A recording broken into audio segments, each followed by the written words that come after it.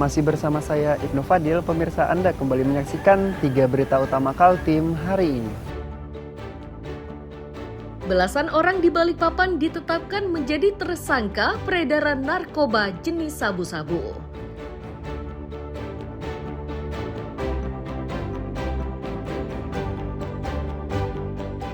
Penimbunan lahan untuk pembangunan rumah sakit Korpri Kaltim dihentikan oleh petugas gabungan di Samarinda.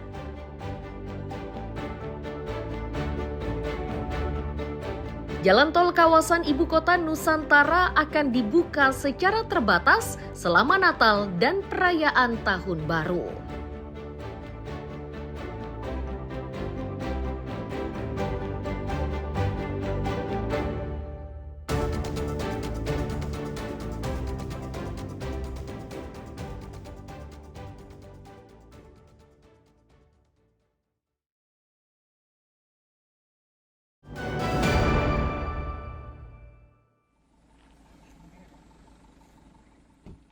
Jalur tol IKN inilah yang akan dibuka darurat secara terbatas untuk warga Balikpapan yang ingin mudik atau berlibur ke kawasan ibu kota Nusantara. Jalur masuknya yakni melalui pintu tol Manggar. Sedangkan bagi warga yang berasal dari Samarinda dan ingin pergi ke IKN, maka wajib melalui tol kilometer 13.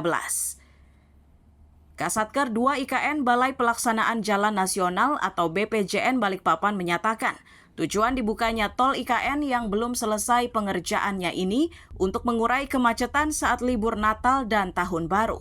Nantinya tol yang dibuka untuk sementara waktu ini yakni di seksi 6A yang panjang jalurnya mencapai 50,2 km.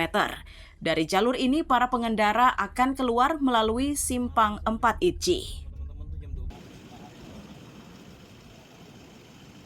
Terbatas ini, kami dari IKN 2 membuka jalan kurang lebih sepanjang 50,2 km. Di mana untuk pintu masuknya ialah tol Manggar, kemudian untuk masuk ke jalur menuju IKN-nya masuk di STA 8400 tol Manggar. Dari situ STA 0 sepanjang 50,2 dan keluar di Simpang Ici, seksi 6A. Untuk tarifnya Pak? Untuk tarif, sekarang belum diberlakukan tarifnya masih 0 dan ini dibuka dimulai tanggal 20 Desember sampai dengan tanggal 4 Januari 2026. Untuk pengamanan, polisi akan menempatkan personel BIT 110 pada titik yang masih ada pengerjaan dan titik tidak ada sinyal. Selain itu, setiap jamnya juga polisi akan melakukan patroli.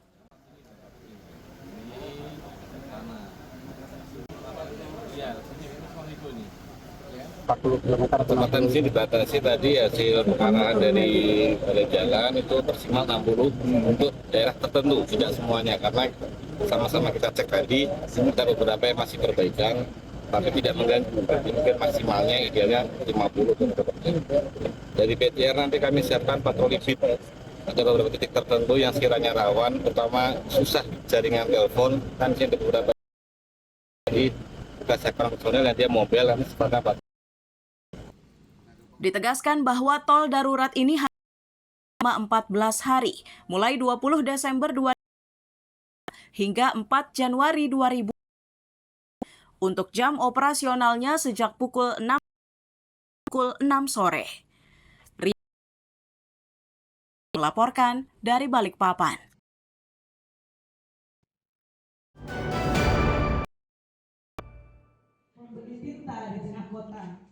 Badan Penanggulangan Daerah Provinsi Kalimantan Timur melalui bidang pencegahan dan kesiapsiagaan Kamis siang menandatangani perjanjian kerjasama antar lembaga.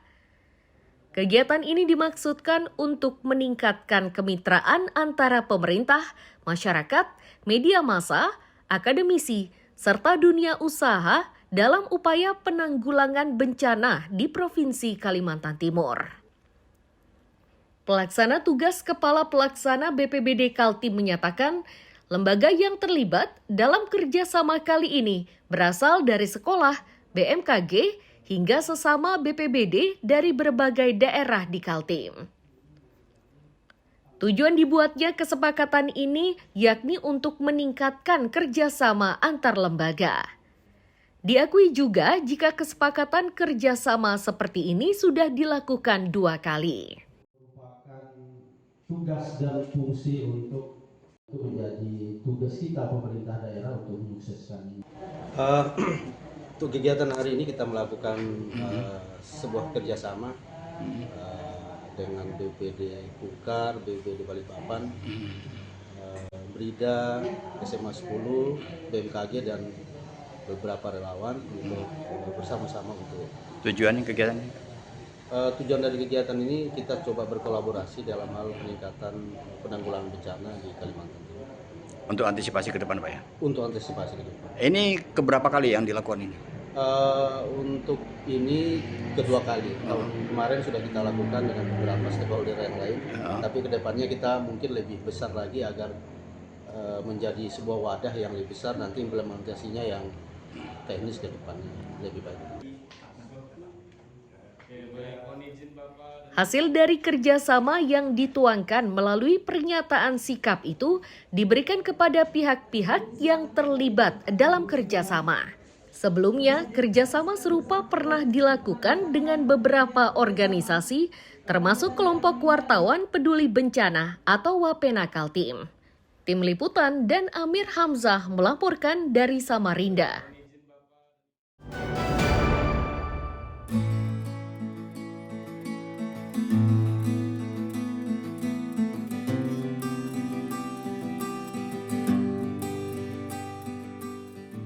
Pertandingan bola kasti di Kecamatan Malinau Kota, Kabupaten Malinau ini berlangsung seru. Suasananya semakin meriah karena pesertanya didominasi kalangan ibu rumah tangga. Teriakan dan gelak tawa mewarnai setiap aksi yang dilakukan, baik saat memukul, melempar, maupun berlari. Setelah melalui beberapa pertandingan, tim Cemara akhirnya keluar menjadi juara. Salah satu di antara peserta mengaku lomba ini sangat menguras energi. Meski begitu, mereka sangat menyukainya. Bahkan mereka berharap agar lomba semacam ini bisa sesering mungkin digelar.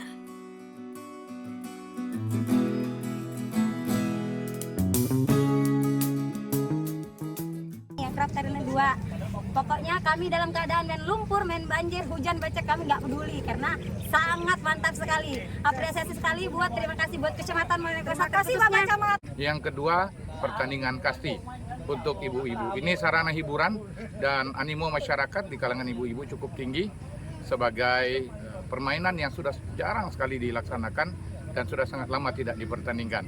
Dan mereka berharap tentu ini bisa dilaksanakan secara rutin setiap tahun oleh Karang Taruna Kecamatan Malinau Kota. Pertandingan kasti kali ini digelar oleh Karang Taruna setempat dan diikuti 8 tim. Selain sebagai hiburan dan sarana olahraga, kegiatan ini juga bagian untuk melestarikan olahraga yang sudah jarang dimainkan di daerah. Mustafa dan Amir Hamzah melaporkan dari Malinau, Kalimantan Utara.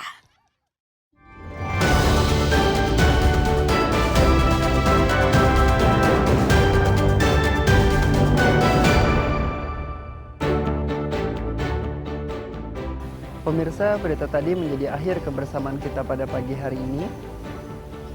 Saya Ibnu Fadil dan tim redaksi pamit undur diri. Selamat pagi, salam sejahtera, dan sampai jumpa.